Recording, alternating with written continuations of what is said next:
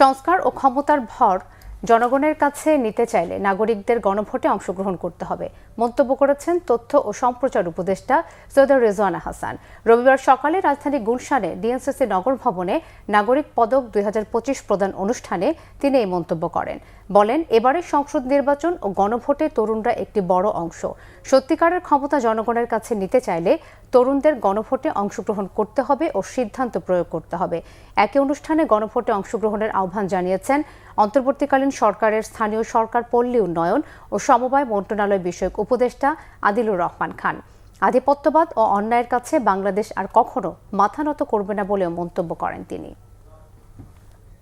বাংলাদেশের ক্ষমতার যে ভারটা আছে সেই ভারটাকে শাসক গোষ্ঠীর থেকে জনগণের দিকে বাঁক খাওয়ানোর একটা সিদ্ধান্তের সময় এই গণভোটে অবশ্যই সকলে অংশ নেবেন এবং যদি সত্যি সংস্কার চান তাহলে উত্তরটা আমাদেরকে হ্যাঁ বলতে হবে।